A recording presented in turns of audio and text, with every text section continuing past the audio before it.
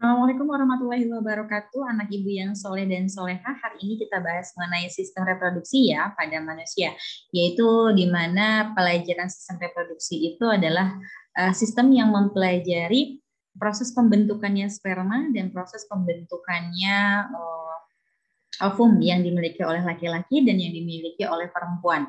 Ya, sperma yang dimiliki oleh laki-laki, sedangkan ovum yang dimiliki oleh perempuan. Bagaimana proses itu terjadi? Bagaimana kromosom-kromosom itu ada? Bagaimana proses fertilisasinya? Bagaimana masa menstruasinya?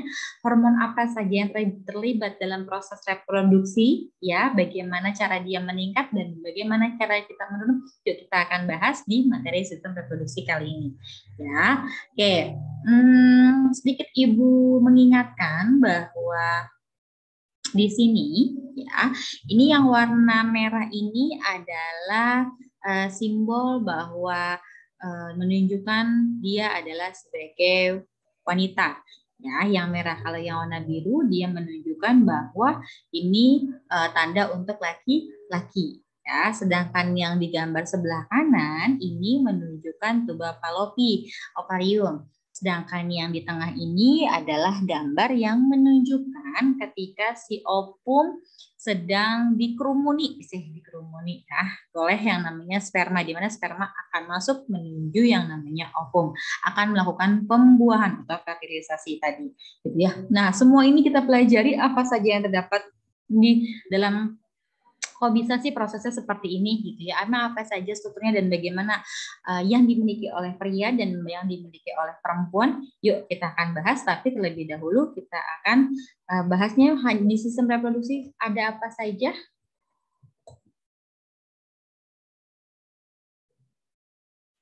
Nah, ini kita akan mempelajari mengenai organ reproduksinya, kemudian yang kedua proses pembentukan sel kelamin atau gametogenesis kalau pada laki-laki gamet, sedangkan pada perempuan ada ovulasi, oogonium, maaf. Sedangkan ovulasi adalah proses pembuahan, ya, ovum. Kemudian menstruasi, fertilisasi, gestasi dan kehamilan.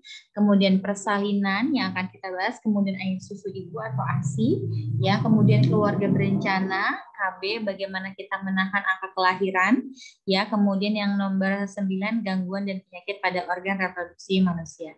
Yang kita bahas pertama kali adalah organ reproduksi pada manusia terlebih dahulu, ya.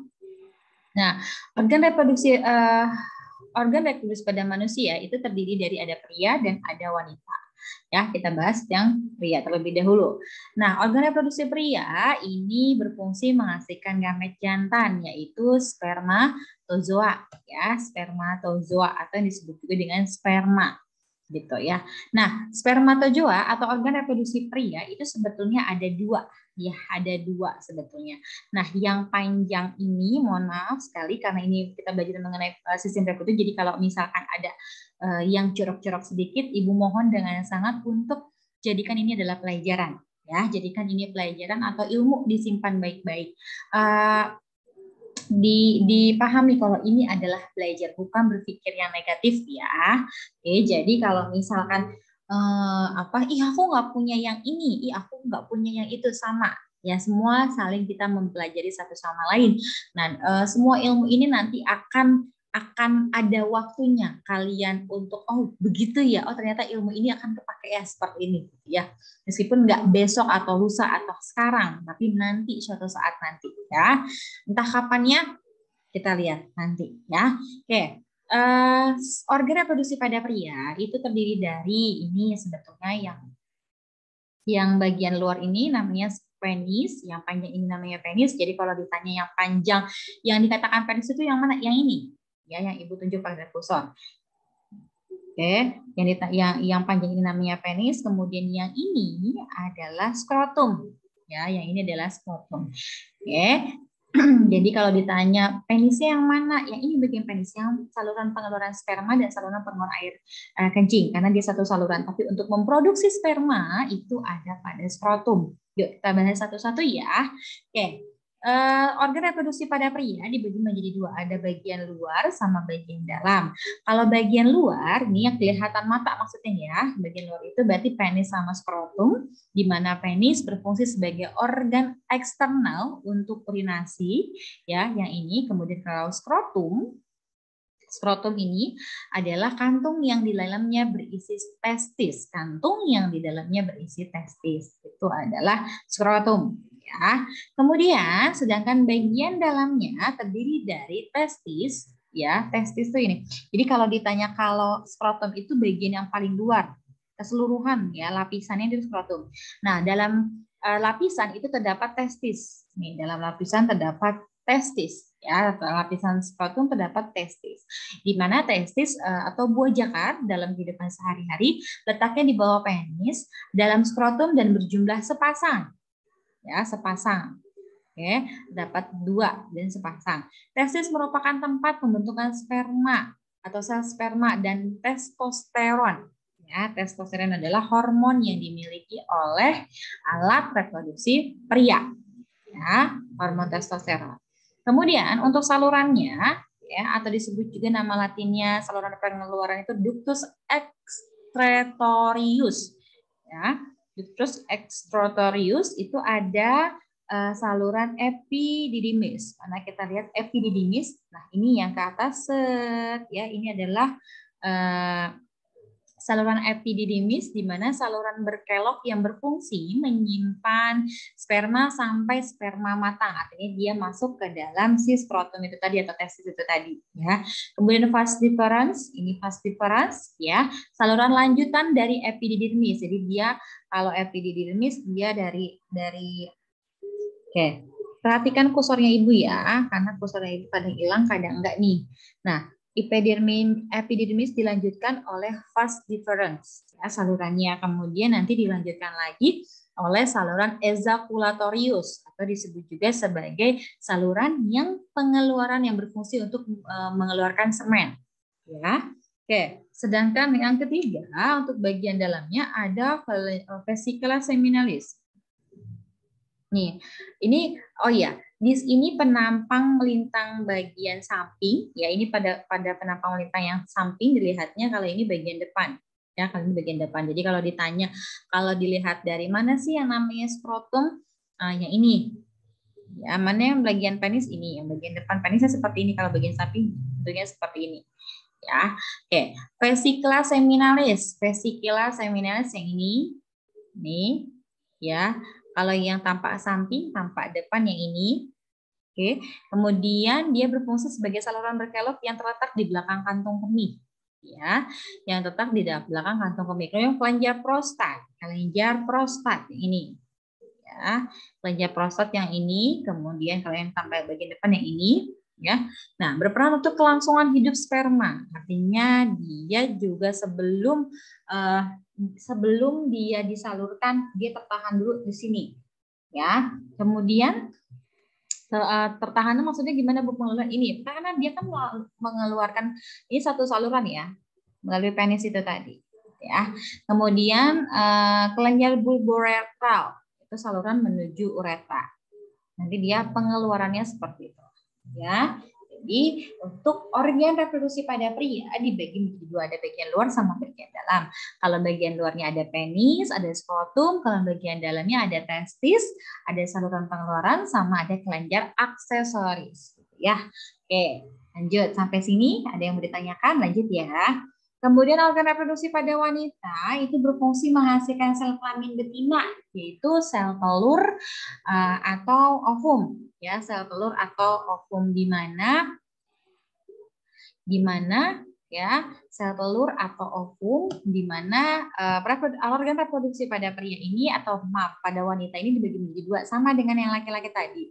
Itu apa namanya, bagian luarnya ada terdiri dari vulva, kemudian vulva ini tampak depan, jadi tidak terlalu terlihat. Ada bagian vulva, kemudian labium atau bibir, ya. Kemudian ada orificum uretrae, ya.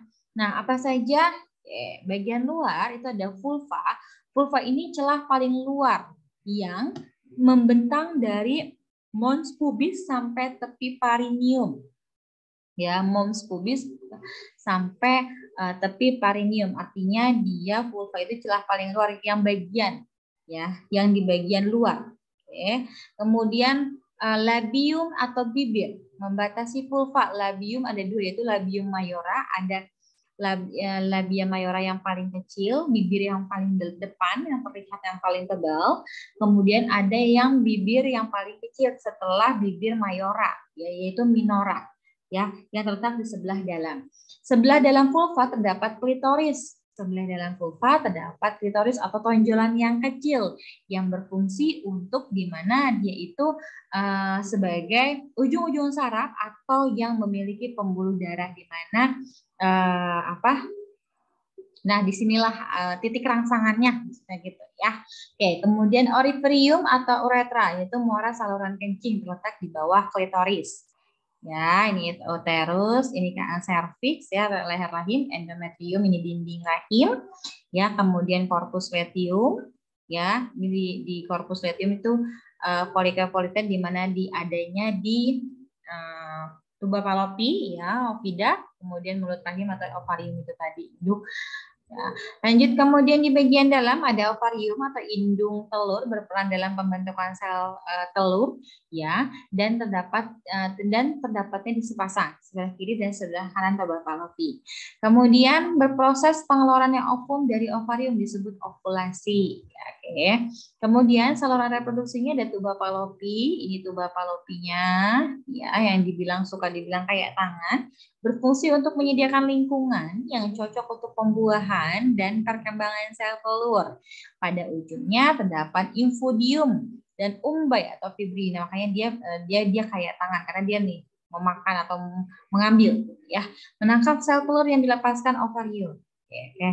Kemudian uterus atau rahim, ya, uterus atau rahim terletak di belakang kandung kemih yang berfungsi memberi tempat bagi perkembangan janin. Jadi kalau misalnya dia hamil ada di sini, ya. Kemudian vagina berfungsi tempat pengelolaan darah menstruasi atau tempat penyaluran sperma dan mengeluarkan jalan lahir atau tempat pipis juga, karena sebetulnya vagina itu adalah bagian depannya sebenarnya namanya vagina itu, ya. Nih bagian depan sini vagina, ini namanya vagina di bagian depan. Tadi kelihatan oleh mata seluruhnya itu alat reproduksi wanita itu adalah vagina, iya, ya, karena satu aliran nih satu saluran, satu saluran. Oke, kemudian, nah ini dia uterus ketika hamil, ini kenapa minta bagian depan di sini ditaruhnya, ini di vaginanya, ya, di sini ada kelihatan uterus tempat perkembangan janin yang terdiri dari 3 lapisan. Lapisan yang paling luar adalah perimetrium. Lapisan yang paling dalam itu adalah myometrium dan lapisan endometrium itu lapisan dalam tempat menempelnya plasenta. Jadi kalau misalnya ketika ada janinnya di sini, nanti dia terdiri dari beberapa lapisan yang nanti akan menempel atau yang yang menempel di endometrium tadi. Infundibulum memiliki jumbai atau fibrilla untuk menangkap sel telur, ya. Kemudian serviks, ya, mengalirkan darah ke vagina saat menstruasi, mengalirkan sperma ke rahim, mendukung kepala janin saat dia dilahirkan. Oke, ini vagina, ya, ini vagina, saluran darah saat menstruasi, jalannya lahir bayi. Kemudian ovarium, ya, menghasilkan sel telur ovum, ya, hormon estrogen dan progesteron tentunya yang dimiliki oleh perempuan, dan ini hormon ini yang nanti memberi atau memberikan reaksi baik dia pada saat menstruasi atau pada saat dia dibuahi, ini yang akan berperan apakah dia naik atau dia menurun, gitu ya, atau meningkat itu tadi. Kemudian tuba Fallopi atau oviduk, ya, ini saluran sebagai jalan ovum dari ovarium menuju uterus dan tempat terjadinya pembuahan. Oke, yang kedua kita bahas melalui proses pembentukan sel kelamin atau yang disebut juga sebagai gametogenesis kalau pada pria. Ya, gametogenesis dibagi menjadi dua. Mohon maaf, gametogenesis adalah proses pembentukan sel kelaminnya saja, tapi prosesnya itu ada dua. Ada spermatogenesis itu pada sperma, kemudian oogenesis itu pada perempuan. Ya, spermatogenesis merupakan proses pembentukan dan pematangan spermatozoa, ya, spermatozoa, Oke. Nah, spermatogenesis berlangsung di dalam testis, tepatnya pada tubulus seminiferus. Dalam tubulus seminiferus terdapat banyak sel induk sperma, yaitu spermatogonium yang akan melakukan proses pembelahan yang nantinya menjadi yang namanya sperma itu tadi. Ya, bagaimana tuh prosesnya? Yuk kita akan bahas. Di sini yang terdapat banyak spermatogenesis, ya, yang banyak sel induknya sperma yang akan melakukan proses pembelahan atau disebut juga sebagai spermatogonium, ya. Nah, spermatogonium itu dia bersifat atau kromosomnya berjumlah 2N, artinya dia 2N itu jumlah kromosomnya. Nanti dia akan melakukan proses pembelahan secara mitosis, ya, menjadi spermatosit primer. Artinya menjadi spermatosit primer, ya, atau disebut juga dengan spermatosit nomor 1, gitu ya. Nah, kemudian spermatosit yang pertama akan melakukan proses pembelahan secara meiosis menjadi 2 spermatosit. Kalau tadi dia melakukan proses pembelahannya, kromosomnya masih sama, masih menjadi 2N. Kalau sekarang dia spermatositnya bersifat haploid. Ya. Spermatosit sekundernya disebut juga secondary spermatid atau yang kedua itu dia jumlah kromosomnya menjadi atau berjumlah bersifatnya haploid atau N itu tadi. Haploid artinya mengandung 23 kromosom, ya, atau setengah dari sel induknya, gitu ya. 46 kalau misalnya satu induknya, ya, dan 2N itu tadi kan dikalikan 2. Oke, setiap spermatosit yang kedua, oke, nah membelah lagi menghasilkan spermatid menjadi NN. 1, 2, 3, 4 melakukan secara meiosis. Jadi dia melakukan 2 kali proses meiosis yang pertama, kemudian meiosis yang kedua. Kalau yang tadi mitosis, tapi dia tidak mengubah sifatnya, ya, artinya tetap 2N. Jadi spermatogonium dia 2N, kemudian dia berubah menjadi spermatosit yang pertama, ya, atau spermatosit primer itu sifatnya masih 2N, kemudian secondary spermatosit sama spermatid itu sudah melakukan proses pembelahan menjadi meiosis. Yang ketukar, meiosis pertama sama meiosis yang kedua. Sama-sama dia sifatnya haploid, ya. Kemudian setiap spermatosit yang kedua, ya, melakukan proses spermatid menjadi N, ya. Kemudian spermatid ini akan melalui pematangan, tidak melakukan proses pembelahan lagi, tapi pematangan, ya, pematangan menjadi spermatozoa atau sperma itu tadi. Ya, jadi ketika satu spermatogonium ini yang induknya dia akan menghasilkan 4 sperma. Jadi kebayang dong berapa jumlahnya kalau misalnya beribu-ribu spermatogenesis melakukan proses pembelahan atau penetesan itu tadi, ya. Oke, lanjut ya. Sekarang kita bahas. Nah, ini dia struktur dari yang namanya sperma, terdiri dari membran plasma, ya, bagian tengah, bagian kepala, bagian leher, kemudian mitokondria, ya, bentuknya spiral, ya. Nah, nukleus, ini nukleus inti. Nah, akromosom itu dia kepala kromosom atau gen pembawanya, ya. Kemudian makanya ini nanti dia berenang menuju si ovum. Ini sebelah kanan ibu adalah ovum. Ya, terdiri dari membran sel, sitoplasma, nukleus, sama lapisan lapisan luarnya. Makanya nanti ketika dia berenang, ya, kejar-kejaran, nah si sperma ini nanti menembus ke dinding lapisan berjeli ini. Ya, untuk masuk dia akan membuahi yang namanya nukleus itu tadi. Nah, nukleus itu tadi. Ya. Lanjut, ini proses pembentukan sel kelamin atau gametosis pada perempuan yaitu oogenesis, ya. Nah, oogenesis ini merupakan proses pembentukan ovum dalam ovarium. Ya, proses pembentukan ovum dalam ovarium. Ovarium banyak mengandung sel induk telur, ya, di mananya adanya di oogonium yang bersifat diploid atau 2N. Ya, nah proses oogenesis ini, ya, di sini banyak namanya oogonium, di mana dia sel induknya melakukan proses pembelahan secara mitosis menjadi oosit primer atau oosit 1, ya. Kemudian oosit melakukan proses pembelahan secara meiosis, ya, 2N berarti menjadi N, ya, menghasilkan satu oosit sekunder ya, atau oosit yang kedua, dan satu badan kutub yang pertama atau badan kutub primer.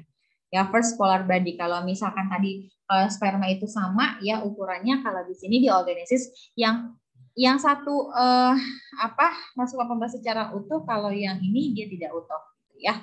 Kemudian kalau yang oosit sekunder, kalau oosit sekunder membelah menghasilkan sebuah oosit yang akan berkembang menjadi sel telur dan badan kutub kedua yang telah berdegenerasi, artinya yang satu dia menjadi ovum yang utuh, kalau yang satu lagi tidak. Ya, dia malah menjadi badan kutub yang pertama. Badan kutub yang pertama, kedua, dan ketiga. Badan kutub yang pertama membelah menghasilkan badan kutub yang kedua yang juga akan mengalami degenerasi. Artinya kalau satu ovum itu satu pembelahan ovum, ya. Lanjut. Nah, ini adalah ovulasi dan menstruasi. Ya. Sebentar.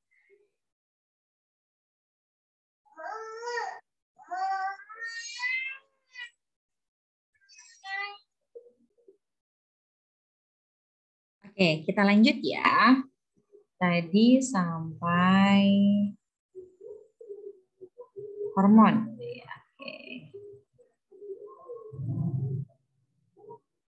Oke, sampai badan kutub yang pertama ya. Oke, kita lanjut ke ovulasi sama menstruasi. Ya, tahap ovulasi dan menstruasi. Nih, siklus menstruasi pada wanita dibagi menjadi 4 tahap. Yang pertama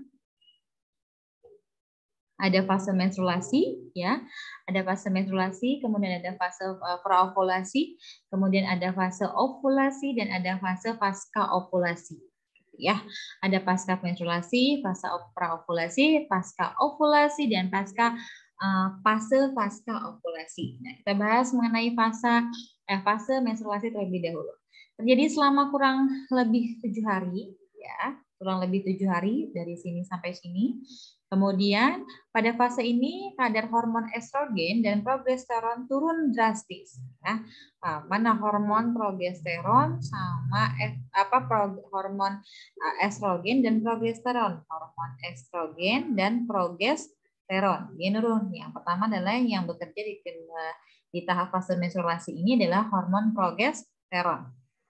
Penurunan kadar hormon progesteron akan menyebabkan peluruhan endometrium serta ovum yang tidak dibuahi. Kalau misalkan dia tidak dibuahi pada fase ini, maka dia akan melakukan dinding rahimnya atau dinding endometriumnya dia akan luruh. Maka fase progesteronnya itu atau hormon progesteronnya dia akan turun. Ya, kemudian untuk fase praovulasi, fase ini terjadi kira-kira selama 7 hari setelah selesainya fase menstruasi. Ya, nah ini fase menstruasi dari hari ke-7, kira-kira hari ke-7 itu paling mentok ya. Kemudian sampai hari ke-14. Oke. Nah, kemudian pada fase ini hipofisis otak akan memproduksi hormon FSH. Ya, memproduksi hormon FSH yang di mana FSH ini akan memicu pertumbuhan folikel di dalam ovarium. Nah, ya, ini munculnya pertumbuhan folikel di dalam ovarium ketika dia sudah menstruasi. Ini tahap menstruasi, ya. Nah, setelah itu dia si FSH naik. Nih. Hormon FSH naik. Ya, naik nih. Kemudian folikel kemudian akan menghasilkan hormon estrogen. Jadi naik nih pada fase ini dipicu oleh FSH, hormon estrogennya naik. Ya, hormon estrogennya naik. Yang tadinya turun jadi dia naik kalau misalnya pada fase praovulasi. Kemudian saat kadar hormon estrogennya meningkat akan memicu oogenesis atau proses pembentukan ovum kembali. Dan saat kadar estrogen terlalu tinggi, maka produksi hormon FSH dari hipofisis akan terhenti, yaitu pada fase praovulasi. Kemudian kalau pada fase ovulasi, ya kalau tadi praovulasi, sekarang kalau pada ovulasi, di mana fase ovulasi ini hipofisis akan memproduksi hormon LH. Ya, saat hormon LH meningkat, pada saat hormon LH meningkat, ovulasi pada hari ke-14 setelah terjadi ovulasi ini maka akan disebut sebagai masa subur seorang wanita ketika dia sudah melakukan proses yang tadi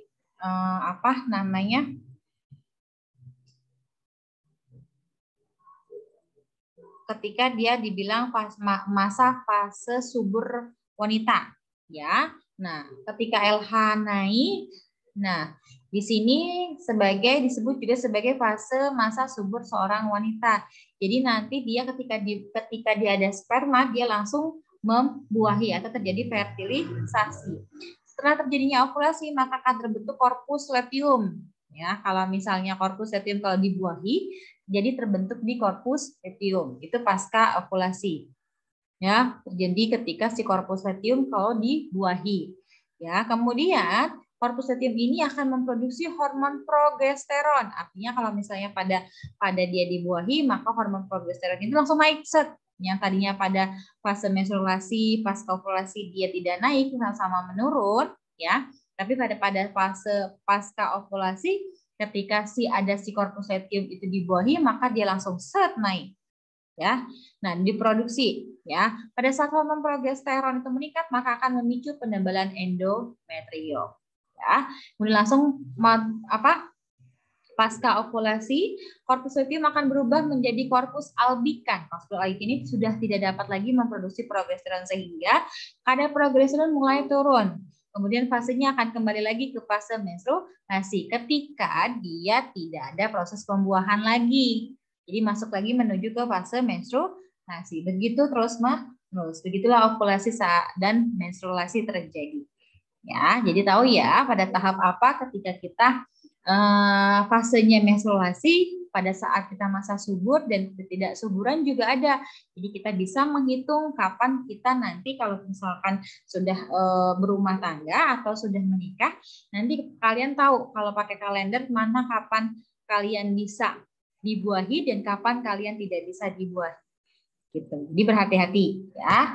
Lanjut, masa fertilisasi atau pembuahan itu tadi. Nah, ini adalah gambar di mana ovum ya, ini sperma masuk menuju ke ovum. Ya, dia berenang tuh. Berlomba-lomba. Siapa yang dahulu, siapa yang menang, siapa yang dia akan membuahi. Kalau misalkan dia sudah membuahi, maka akan tumbuh yang namanya zigot itu tadi. Yuk kita bahas satu-satu. Di hari keberapa sih? Nah, fertilisasi atau pembuahan, di mana fertilisasi merupakan proses pertemuan sel telur atau ovum dengan sperma. Sel sperma akan masuk ke dalam vagina dan berenang menuju oviduk. Ya, masuk menuju sperma dan bekerja atau berenang menuju oviduk ini. Ya, atau disebut juga sebagai tuba Fallopi. Ya. Kemudian apabila sel sperma akan bertemu dengan ovum pada tuba Fallopi, maka akan terjadi fertilisasi. Jadi kalau sudah ditangkap oleh tuba Fallopi, oleh ovum itu ditangkap, kemudian dia masuk ke sini, ya, kemudian dia akan melakukan pemberhasilan untuk bertemu dengan zigot atau tumbuh menjadi zigot yang bersifat 2N atau diploid itu tadi. Zigot akan membelah secara mitosis menjadi morula, kemudian morula terus membelah menjadi blastula. Ya, morula akan membelah terus menjadi, nanti dia akan dibawa nih ke sini, terus ke sini ya pada hari-harinya. Nih, di sini ada hari pertama sel tunggal zigot, kemudian 2 sel, 4 sel, 16 sel ya.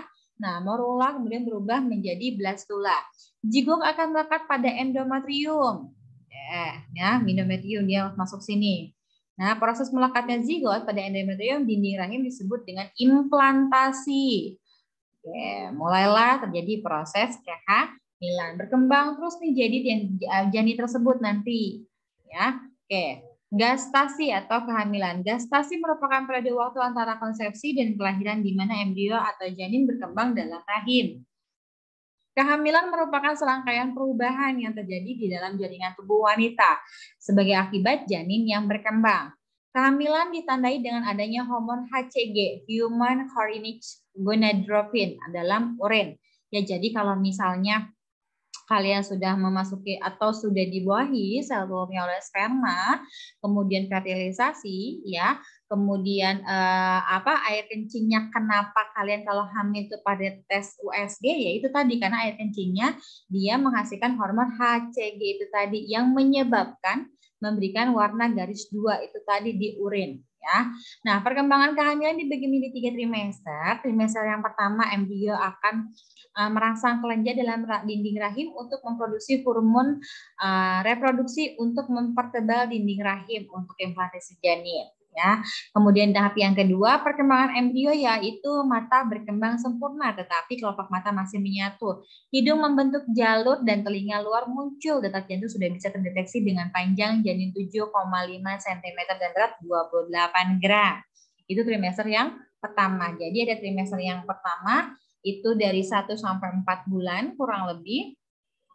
Ya, trimester ke kan 9 bulan.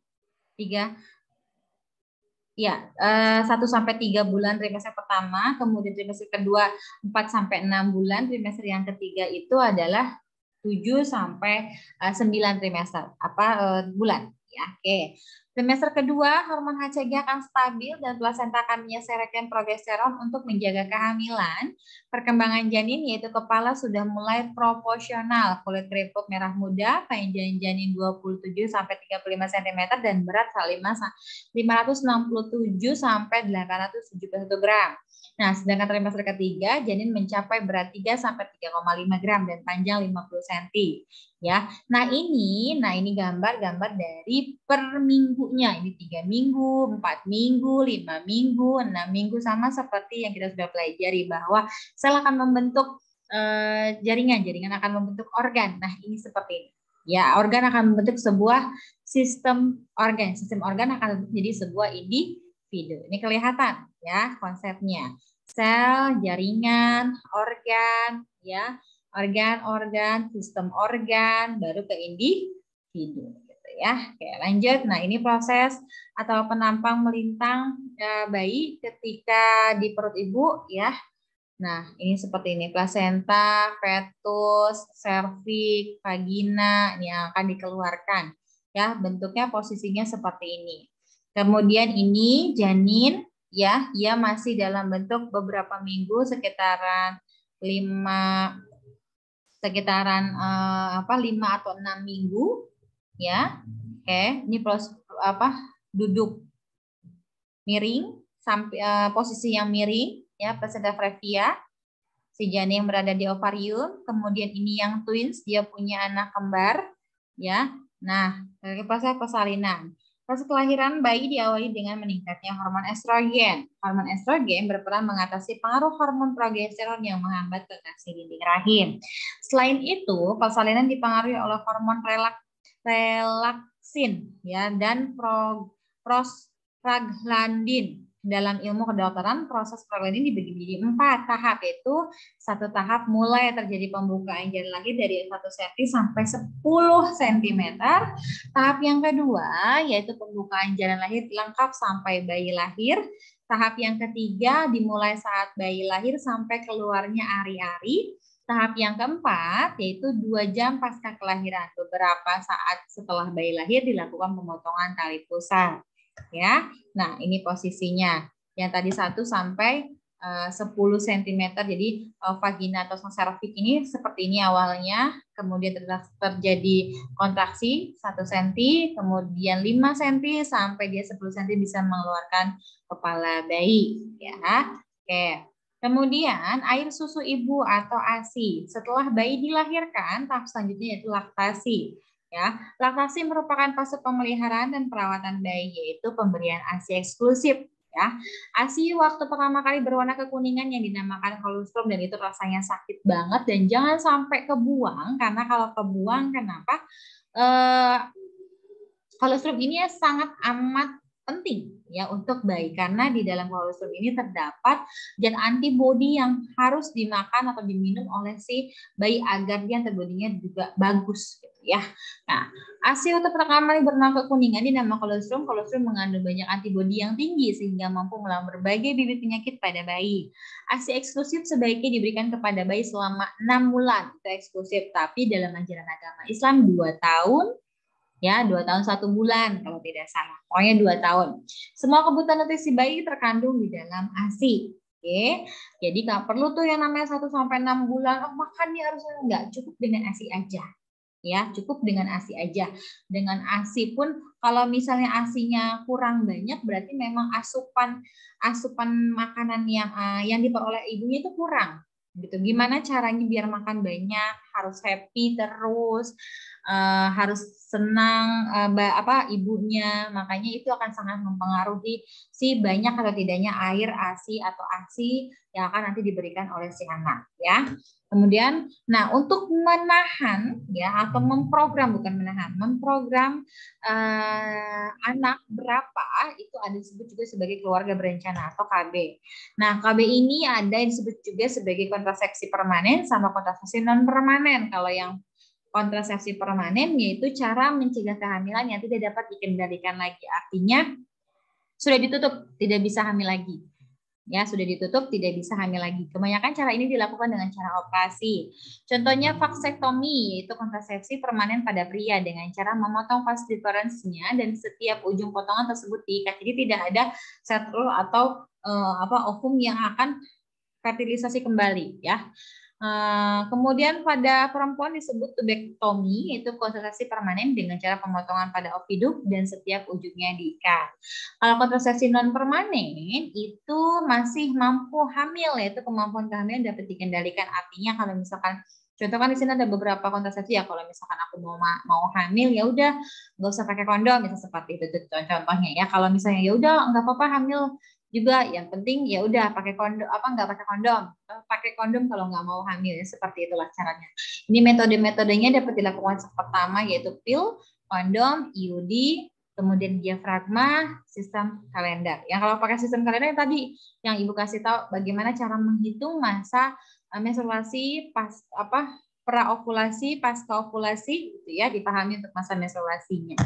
Nah, ini alat-alat kontrasepsinya, ada kordon, ada AKDR, tubektomi, ya, implan, injeksi, pil, ya. Nah, adapun gangguan dan penyakit pada organ reproduksi, ya, itu banyak sekali gangguan-gangguannya, ya. Salah satunya kanker serviks, gitu ya. Sampai sini ada yang mau ditanyakan sama Ibu? Oke, baik. Kalau tidak ada, nanti kita ketemu pada saat jam pelajaran, ya. Oke, kurang lebihnya Ibu mohon maaf. Assalamualaikum warahmatullahi wabarakatuh. Selamat sore.